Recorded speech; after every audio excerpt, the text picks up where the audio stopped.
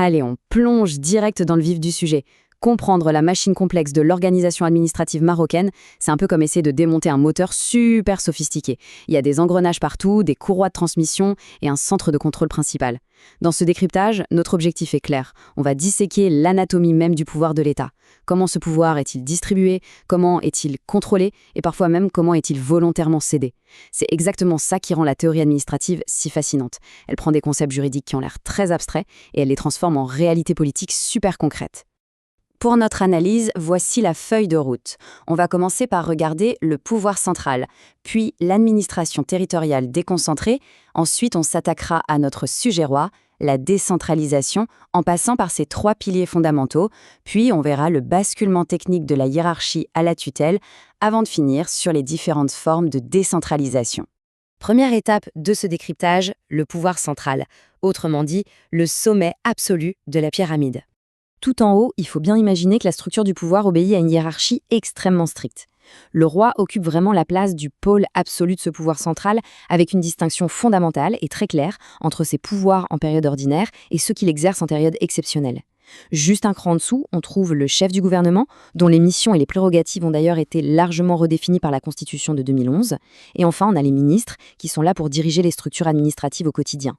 Maîtriser parfaitement le rôle de ces 3 acteurs, c'est incontournable. C'est littéralement le socle sur lequel repose toute l'action de l'État. Ce qui nous amène logiquement à l'administration territoriale déconcentrée, qu'on peut vraiment définir comme les bras de l'État. Parce que, soyons lucides, un centre de commandement, même surpuissant, ne peut absolument pas tout gérer depuis la capitale. Le pouvoir central a viscéralement besoin de s'étendre sur le terrain. C'est là qu'interviennent les walis et les gouverneurs. Mais attention, la nuance est de taille. Ils ne sont pas du tout des agents autonomes. Ce sont littéralement les organes locaux de l'administration centrale.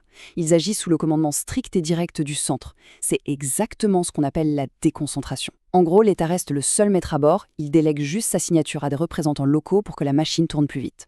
On arrive maintenant à notre sujet roi, la décentralisation.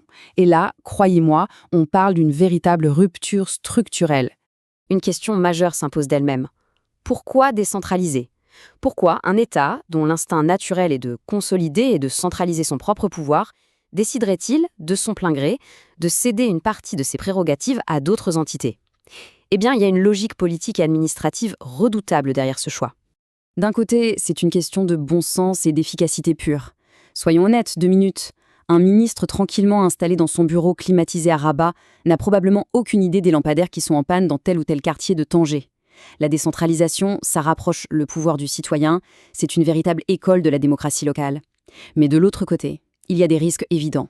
Le coût financier est énorme, le danger du clientélisme est bien réel, et surtout il y a ce risque constant de creuser de fortes inégalités entre une région naturellement riche et une zone rurale un peu laissée pour compte. Pour que ce système tienne debout, il y a des règles incontournables. Voyons les 3 piliers fondamentaux de la décentralisation. C'est ce qu'on pourrait appeler la fameuse règle de 3 de l'autonomie. Pour qu'une entité soit véritablement décentralisée, ces 3 conditions doivent obligatoirement se cumuler. Étape 1. Posséder la personnalité morale, c'est-à-dire avoir une identité juridique totalement distincte de celle de l'État. Étape 2, l'autonomie financière. Ça coule de source, il faut un budget propre pour pouvoir décider de ses propres dépenses. Et enfin, l'étape 3, le pilier démocratique, on voit avoir affaire à des autorités élues directement par la population et non pas nommées depuis le sommet.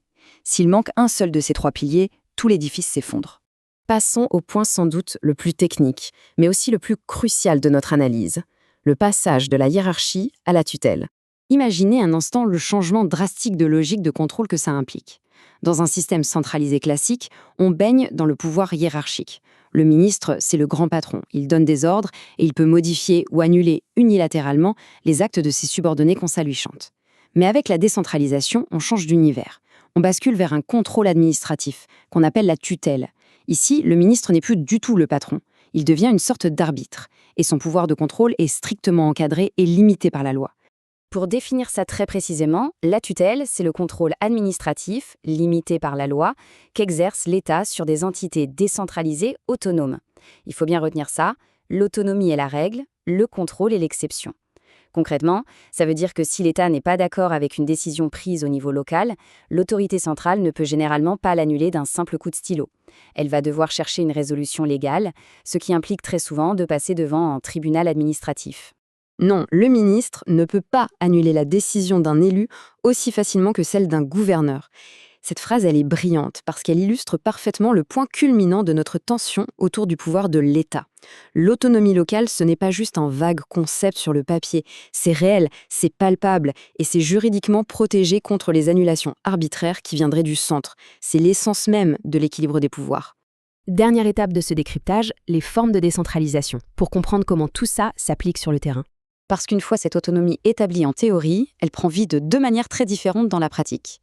Il y a une division conceptuelle absolument majeure. D'un côté, on a la décentralisation territoriale. Celle-là, elle est basée sur une vraie portion de carte géographique, comme une commune ou une région.